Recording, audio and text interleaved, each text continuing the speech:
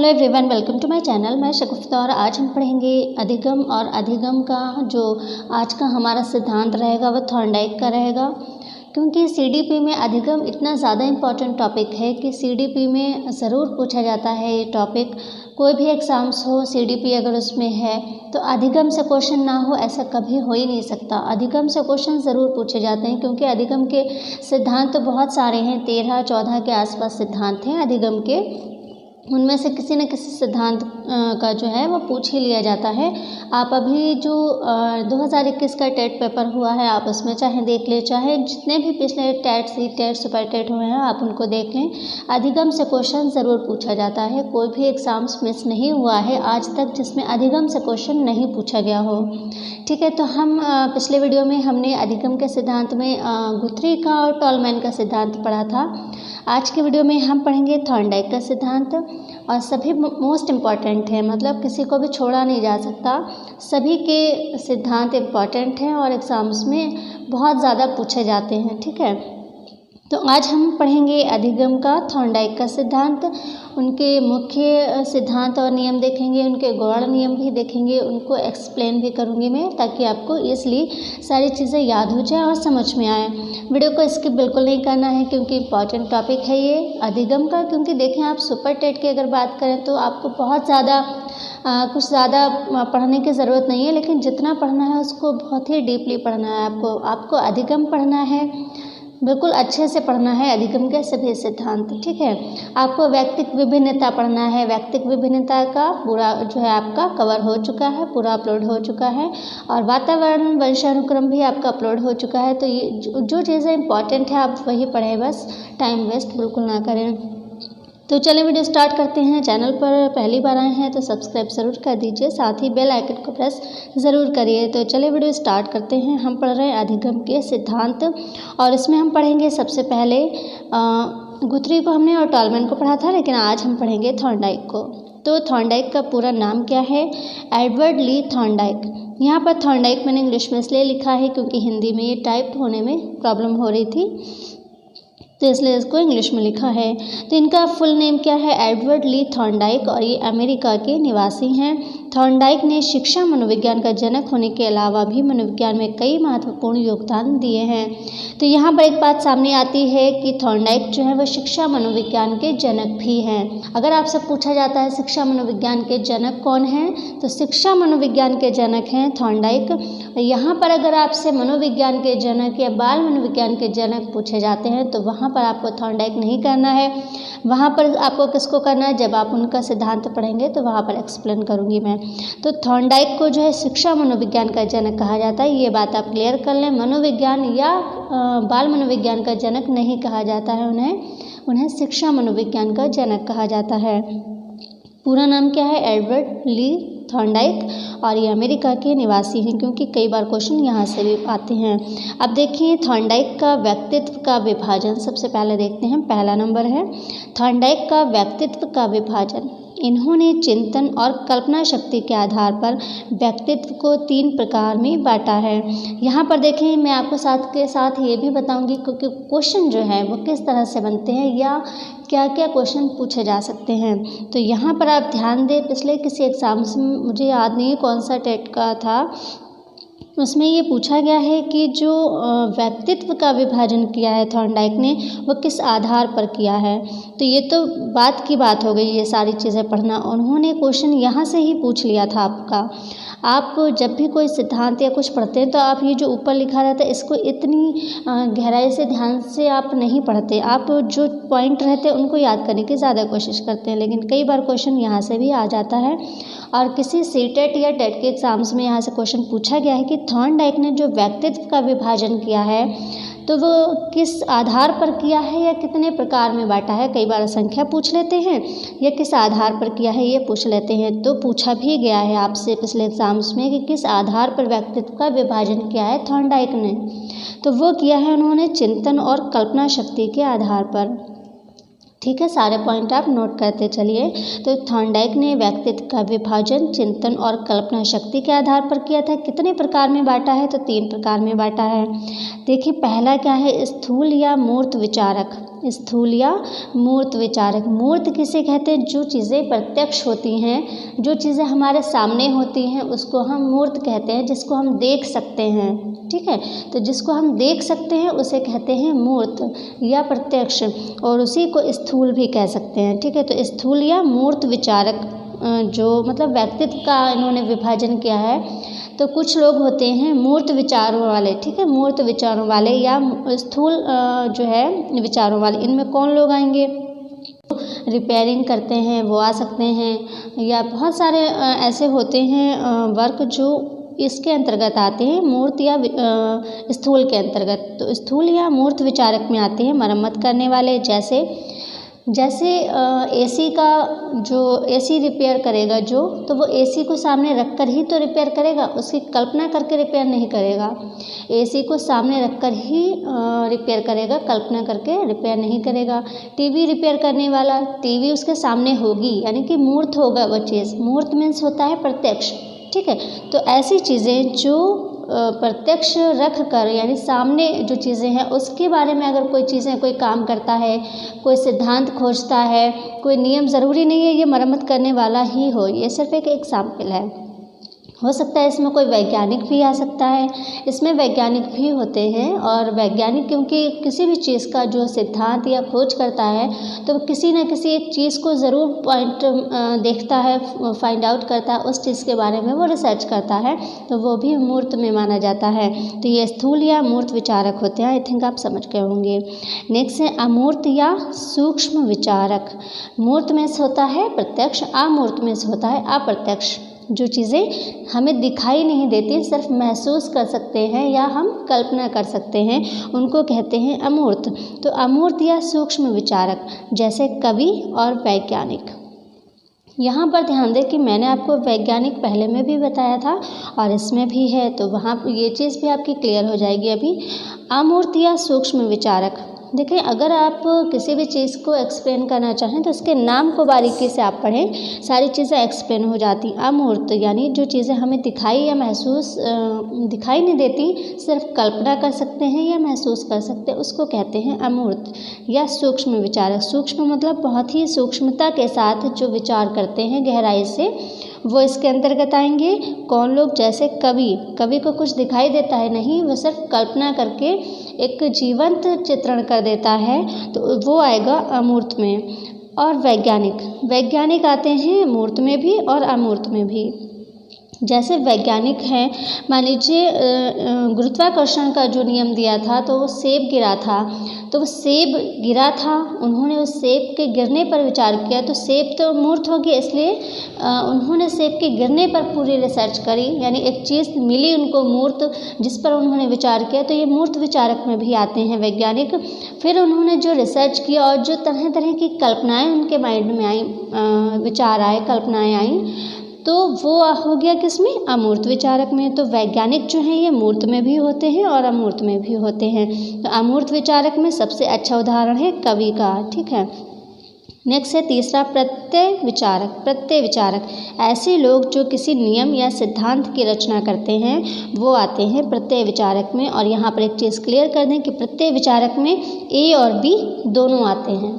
ठीक है, अगर इस तरह का भी ऑप्शन होता है तो वो भी आप कर सकते हैं। प्रत्यय विचारक में ए और बी दोनों आते हैं, यानी कि मूर्त विचारक भी आते हैं और अमूर्त विचारक भी आते हैं, स्थूल विचारक भी आते हैं, सूक्ष्म विचारक भी आते हैं। तो प्रत्यय विचारक में और कौन आते हैं? जो किसी नियम या सिद्धांत की रचना करते हैं वो आते हैं प्रत्यय विचारक में। तो ये था थॉर्नडाइक का व्यक्तित्व का विभाजन, 3 प्रकार से बांटा है इन्होंने, तो आई थिंक समझ में आ गया होगा। दूसरा है थॉर्नडाइक का अधिगम का सिद्धांत, क्योंकि हम अधिगम पढ़ रहे हैं तो अधिगम का सिद्धांत भी इम्पॉर्टेंट है। ऊपर जो हमने व्यक्तित्व विभाजन लिया वो अधिगम का पार्ट नहीं है, लेकिन हम थॉर्नडाइक को क्योंकि पढ़ रहे हैं तो सारी चीज़ें उनकी पता होना चाहिए। तो वैसे हम और भी चीज़ें आगे लेक्चर में पढ़ेंगे थॉर्नडाइक की, पर ये जो है चीज़ें जो नियम है अधिगम से रिलेटेड वो पहले हम पढ़ लेते हैं। तो हम देखते हैं थॉर्नडाइक का अधिगम का सिद्धांत। इसमें देखें इस सिद्धांत के निम्नलिखित नाम हैं, यानी जो थॉर्नडाइक का अधिगम का सिद्धांत है उसके निम्नलिखित नाम हैं। और कई बार यहाँ से नामों में बहुत कन्फ्यूज़न होता है, जैसे आप आप जानते हैं कि प्रयास एवं त्रुटि का सिद्धांत जो है वो थॉर्नडाइक ने दिया है, उद्दीपक अनुक्रिया का सिद्धांत थॉर्नडाइक ने दिया है, आपने इतना पढ़ लिया। लेकिन इसके जो अन्य नाम है कई बार उनसे भी पूछ लिया जाता है कि संबंधवाद का सिद्धांत किसका है, एसआर बॉन्ड सिद्धांत किसका है, इस तरह के भी पूछ सकते हैं। तो आपको उनके जो अन्य नाम हैं उनके नियमों के आपको वो भी पता होना चाहिए। तो सबसे पहला है इनके सिद्धांत उद्दीपक अनुक्रिया सिद्धांत किसका है, थॉर्नडाइक का है। अनुक्रिया उद्दीपक नहीं करना है, इसको सीरियल ध्यान रखना। उद्दीपक अनुक्रिया का सिद्धांत थॉर्नडाइक का है। अनुक्रिया उद्दीपक नहीं करना है, इसको पहले उद्दीपक करना है, क्योंकि थॉर्नडाइक ने उद्दीपक पर जोर दिया है। थॉर्नडाइक के नियम जो हैं वो उद्दीपक पर जोर देते हैं, इसलिए उद्दीपक पहले लिखा जाएगा। उद्दीपक अनुक्रिया का सिद्धांत यानी एसआर सिद्धांत जो है वो थॉर्नडाइक ने दिया है। इसके अंतर्गत क्या होता है, उद्दीपक अनुक्रिया, उद्दीपक जब तक नहीं होगा तब तक कोई अनुक्रिया नहीं करेगा। कोई भी हो, कोई भी काम करता है तो वो किसी ने कहा है कि कोई लक्ष्य ही नहीं होगा किसी का तो वो काम क्यों करेगा। जैसे इनका सिद्धांत बिल्ली पर था, बिल्ली को भोजन अगर ना दिखाई देता तो वो पिंजड़ा नहीं खोलती। बिल्ली को अगर भोजन यानी कि उद्दीपक, भोजन क्या है, उद्दीपक है। अगर उद्दीपक जो है यानी कि भोजन रूपी उद्दीपक अगर बिल्ली को ना दिखाई देता तो वो पिंजड़ा खोलने का प्रयास क्यों करती, वो पिंजड़ा खोलने की अनुक्रिया क्यों दोहराती बार बार। और ये जो हुआ यानी कि उद्दीपक को देखकर उसने अनुक्रिया की, तो यही किसका सिद्धांत है, थॉर्नडाइक का। और इन्होंने उद्दीपक पर जोर दिया है, क्योंकि उद्दीपक नहीं होगा तो अनुक्रिया कोई क्यों करेगा। अगर बिल्ली को भोजन ना दिखाई देता तो वो पिंजरा खोलने का बार बार प्रयास क्यों करती, क्योंकि उसको जो है भोजन दिखाई देता है, यानी उद्दीपक दिखाई देता है तभी वो अनुक्रिया करती है। तो उद्दीपक जब तक नहीं होगा तो कोई अनुक्रिया क्यों करेगा, ठीक है। तो ये इसलिए उद्दीपक अनुक्रिया का सिद्धांत यानी एसआर सिद्धांत है किसका, थॉर्नडाइक का। अब देखें दूसरा, इसी का जो दूसरा नाम है, अन्य नाम क्या है, उद्दीपक अनुक्रिया बंध सिद्धांत, ठीक है। उद्दीपक अनुक्रिया तो पहले जैसा है और इसमें क्या जुड़ गया, बंध सिद्धांत यानी कि बॉन्ड। अब बॉन्ड में क्या होता है, जोड़ना, ठीक है। बंध सिद्धांत यानी क्या हुआ, जब बिल्ली को भोजन दिखा तो उसने पिंजड़ा खोलने का प्रयास किया, बार बार किया, उस चीज़ को दोहराया, यानी अनुक्रिया की उसने। उद्दीपक और अनुक्रिया यहाँ पर क्या हो गए, जुड़ गए। क्यों जुड़े, क्योंकि उसने बार बार उस चीज़ को दोहराया बिल्ली ने, इसलिए जुड़ गए। अगर एक ही बार में पिंजड़ा खुल जाता तो ना ही प्रयास एवं त्रुटि का सिद्धांत आता और ना ही ये बॉन्ड वाला सिद्धांत आता। तो क्या किया उसने, भोजन के लिए बार बार पिंजड़ा खोला। जब भी भोजन उसको दिखता था वो पिंजड़ा खोलने का प्रयास करती थी और बार बार प्रयास होते होते उसका पिंजड़ा खुल गया। तो यहाँ पर क्या हुआ, उद्दीपक से अनुक्रिया जुड़ गई, यानी इतनी बार उसने किया कि वहाँ पर उद्दीपक अनुक्रिया के बीच में संबंध हो गया, यानी वो बॉन्ड हो गया, जुड़ गया, इसलिए यहाँ पर हो गया उद्दीपक अनुक्रिया बंध सिद्धांत। तीसरा, संबंधवाद का सिद्धांत। देखा जाए तो 2 और 3 एक ही बात है, यहाँ पर बंध सिद्धांत लिखा है, यहाँ पर संबंधवाद का सिद्धांत, यानी उद्दीपक अनुक्रिया के बीच में एक संबंध स्थापित होगा। देखें, जब उद्दीपक और अनुक्रिया के बीच में प्रयास और त्रुटि शून्य हो जाएगी तब क्या बन जाएगा, संबंधवाद का सिद्धांत। यहाँ पर ध्यान दें, उद्दीपक, देखिए पिंजड़ा अगर बार बार, जब बिल्ली ने पिंजड़ा खोलने की कोशिश की, पहली बार जब उसको भोजन दिखा बिल्ली को तो उसने पिंजड़ा खोलने की कोशिश की लेकिन नहीं खुला, यानी वो त्रुटि हुई, उससे नहीं खुला। फिर उसने क्या किया, प्रयास किया, फिर त्रुटि हुई, फिर प्रयास किया और अंत में क्या हुआ, प्रयास और त्रुटि जो था बिल्कुल शून्य हो गया और पिंजड़ा क्या था, खुल गया। फिर उसको खोलना आ गया, फिर से भोजन रखा गया, फिर उसने खोलना शुरू कर दिया, यानी वो एक ही बार में खोलने लगी और क्या हुआ, प्रयास और त्रुटि यहाँ पर शून्य हो गई। जब प्रयास और त्रुटि शून्य हो गई तो क्या हो गया, संबंधवाद, यानी उद्दीपक और अनुक्रिया के बीच में संबंध स्थापित हो गया, प्रयास एवं त्रुटि शून्य हो गई, तो वहाँ पर होगा संबंधवाद का सिद्धांत।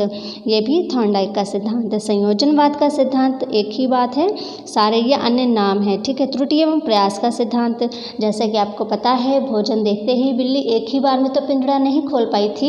जब पहली बार उसको भोजन दिया गया था वो एक बार में नहीं खोल पाई थी, त्रुटि हुई थी उससे। फिर उसने दोबारा प्रयास किया, फिर त्रुटि हुई, दोबारा प्रयास किया, फिर त्रुटि हुई। तो इस तरह से प्रयास और त्रुटि एक चलती रही, तो इसलिए इसको प्रयास, त्रुटि एवं प्रयास का सिद्धांत भी कहते हैं। तो ये तो हो गए अन्य नाम। अब देखते हैं इनके जो मुख्य नियम हैं, ठीक है। ये तो सिर्फ नाम थे, ऊपर जो पढ़े आपने ये सिर्फ नाम थे जो उनका अधिगम का सिद्धांत है। उसके अन्य नाम यानी जो डिफरेंट नाम दिए गए हैं उस नियम को, सिद्धांत को, वो थे। अब जो उनका नियम है क्या है, वो 3 प्रमुख नियम। तत्परता का नियम। देखिए, नाम से सब क्लियर हो जाता है। तत्परता का नियम, जब भी कोई व्यक्ति किसी काम को करने के लिए बिल्कुल तैयार होता है, तत्पर होता है, तभी वो काम जो है उस चीज़ को मन लगाकर सीखता है। तो आई थिंक समझ में आ गया होगा। बिल्कुल छोटी सी इसकी एक्सप्लेनेशन है। तत्परता का नियम, जब भी कोई व्यक्ति किसी काम को करने के लिए मेंटली यानी कि मानसिक रूप से बिल्कुल तैयार होगा, तत्पर होगा, तभी वो उस काम को मन से करेगा। और जब कोई काम को इंसान मन से करता है तो वह जल्दी और शीघ्रता से सीखता है। तो इसलिए इसको कहा गया क्या? तत्परता का नियम।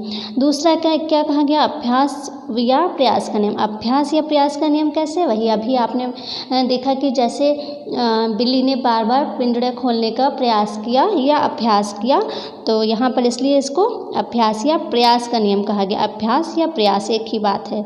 तो उसने क्या किया? बार बार पिंजड़ा खोलने का अभ्यास किया, प्रयास किया, तो इसलिए इसको क्या कहा गया? अभ्यास या प्रयास का नियम। या कोई भी व्यक्ति, आप बिल्ली को ना देखें, कोई भी व्यक्ति किसी काम को मान लीजिए एक बार में नहीं कर पा रहा है तो वो अच्छे से तभी करेगा जब वो उसका अभ्यास करेगा। आप मैथ को ही ले लीजिए, गणित सब्जेक्ट को ले लीजिए। मैथ को कितना भी आपको मैथ अच्छे से आती हो, लेकिन जब तक आप उनका अभ्यास नहीं करेंगे, उन क्वेश्चंस की प्रैक्टिस नहीं करेंगे, आप एग्ज़ाम स्वरूप में क्या जल्दी से हल कर पाएंगे? क्वेश्चन नहीं कर पाएंगे। ज़रूरी नहीं है कि आप बिल्ली, पिंजड़ा, उद्दीपक इनको ही देखें, आप अपनी लाइफ में भी इन नियम को फॉलो कर सकते हैं और देख सकते हैं, बिल्कुल सही बैठते हैं ये। आप मैथ को ही ले लें, मैथ आपको कितनी भी अच्छी आती हो, जब तक आप क्वेश्चंस की प्रैक्टिस नहीं करेंगे, एग्ज़ाम रूम में आप बिल्कुल अच्छे से उनको हल नहीं कर पाएंगे। टाइम आपका बहुत ज़्यादा वेस्ट होगा और आपकी अगर प्रैक्टिस नहीं होगी तो इसलिए आपको अभ्यास ज़रूरी है। तो इसलिए अभ्यास या प्रयास का नियम। तीसरा है क्या? प्रभाव का नियम। प्रभाव का नियम क्या होता है?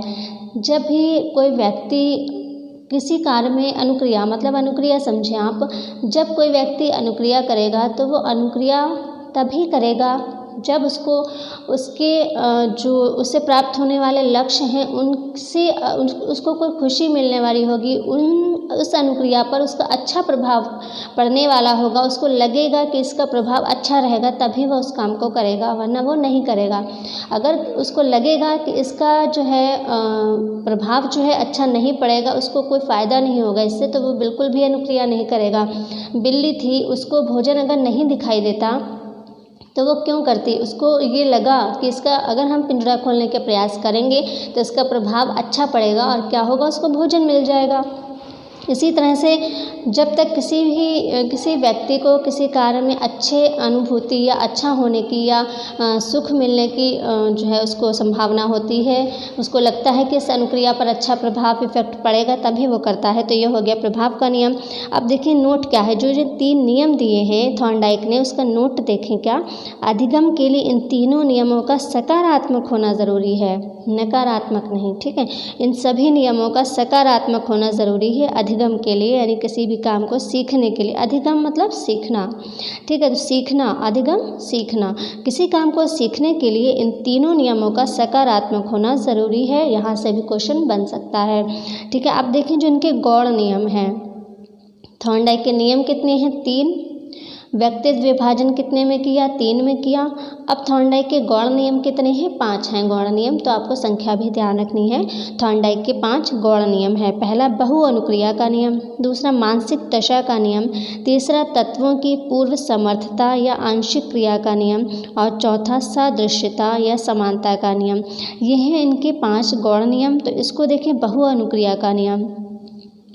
आप अगर किसी भी नाम को बहुत डीपली सोचें तो आप उसका एक्सप्लेनेशन आराम से कर सकते हैं। बहु अनुक्रिया का नियम, जब भी कोई काम करने में अनुक्रिया बार बार होती है या बहुत बार होती है, या मान लीजिए एक अनुक्रिया से उसकी समझ में नहीं आया तो उसने अनुक्रिया का प्रकार बदल दिया, दूसरी अनुक्रिया की उसने फिर उसको समझ में आया, तो ये बार बार जो अनुक्रिया हुई या बदल कर जो अनुक्रिया हुई, तो इसको क्या कहेंगे? बहु अनुक्रिया का नियम। दूसरा है मानसिक दशा का नियम।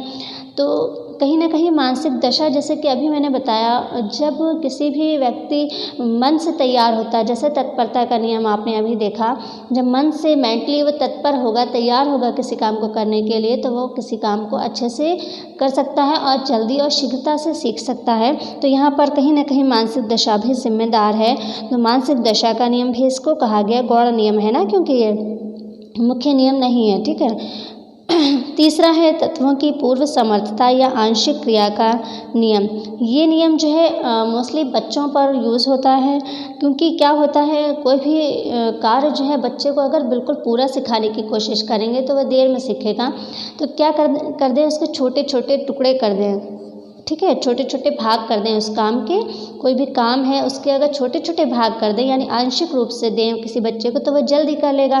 तो एक पार्ट कर लेगा जल्दी, वो दूसरा कर लेगा, तीसरा कर लेगा, इस तरह से संपूर्ण कार्य जो है वो कर लेगा। तो इससे क्या होगा, उसमें नीरसता नहीं होगी, उबाऊपन नहीं होगा, और बच्चा जो है मन लगाकर अच्छे से उस काम को करेगा, और इस तरह से वो काम एक दिन जो है बहुत जल्दी करना सीख जाता है। तो यह आंशिक क्रिया का नियम है। चौथा समानता का नियम या सादृश्यता का नियम। तो यह भी ऐसा कुछ खास नहीं है, समानता का नियम है इसमें। ये हो गए इनके कुछ 5 गौण नियम, ठीक है। तो ये गौण नियम इतने ज़्यादा इम्पोर्टेंट नहीं है, बस आपको इनके नाम पता होना चाहिए। बहु अनुक्रिया का नियम, मानसिक दशा का नियम, तत्वों की पूर्व समर्थता या आंशिक क्रिया का नियम। यहाँ पर क्या क्वेश्चन पूछा जा सकता है, मान लीजिए तत्वों की पूर्व समर्थता का नियम किसका है, इस तरह से पूछा जा सकता है।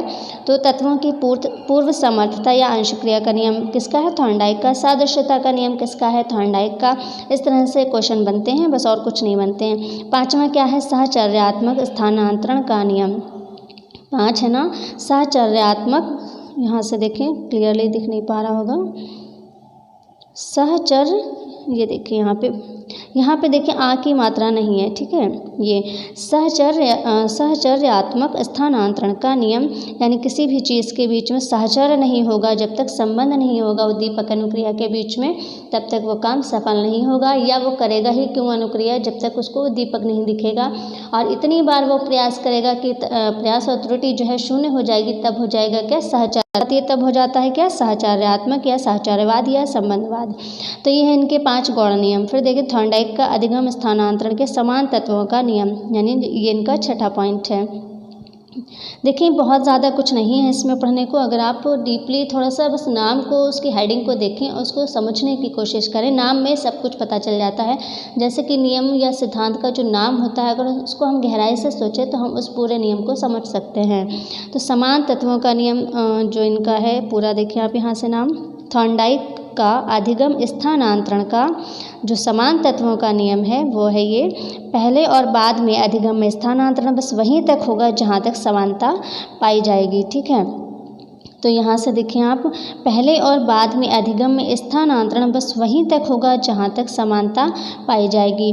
तो ये एक छोटी सी जो है डेफिनेशन है, इसको याद कर सकते हैं। जो इनका अधिगम का स्थानांतरण का समान तत्वों का नियम है थॉर्नडाइक का, उसका क्या है, पहले और बाद में अधिगम में स्थानांतरण बस वहीं तक होगा जहाँ तक समानता पाई जाएगी, वहीं तक स्थानांतरण होगा, जहाँ पर असमानता होने लगेगी वहाँ से स्थानांतरण रुक जाएगा। तो ये छोटी सी बात है, बस नोट देखें यहाँ से।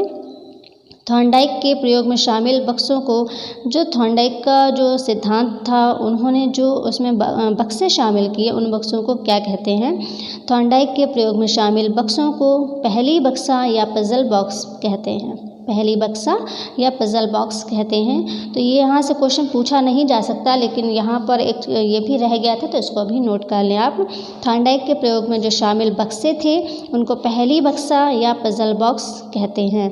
तो आज के वीडियो में हमने थॉर्नडाइक के अधिगम के सिद्धांत पढ़े, क्योंकि थॉर्नडाइक को अगर हम पढ़ें तो थॉर्नडाइक का बहुत सारी चीज़ें हैं पढ़ने के लिए, ऐसा नहीं है थॉर्नडाइक का बस इतना ही है। थॉर्नडाइक के बहुत सारे सिद्धांत हैं। थॉर्नडाइक ने अधिगम के सिद्धांत भी दिए हैं, व्यक्तित्व भिन्नता के बारे में भी उन्होंने बहुत कुछ सिद्धांत दिए हैं, उनको हम नेक्स्ट वीडियो में देखेंगे, क्योंकि अभी हम अधिगम चैप्टर पढ़ रहे हैं, ठीक है। अगर हम कुछ और पढ़ाने लगेंगे तो अधिगम जो आपका जो टॉपिक है ये डिस्टर्ब हो जाएगा। तो अभी हम सिर्फ अधिगम पर बात करेंगे। जो थॉर्नडाइक का जो और भी नियम है, उन्होंने रेत या बालू से किसको कंपेयर किया था, वो सारी चीज़ें हम बाद में देखेंगे। तो अभी हम सिर्फ थॉर्नडाइक को पढ़ रहे हैं अधिगम के लिए। तो अभी आपकी अधिगम का टॉपिक क्लियर होना ज़रूरी है। तो हमने पिछले वीडियो में गुथरी को और टॉलमैन को पढ़ा था, और आज के वीडियो में हमने थॉर्नडाइक को पढ़ा है।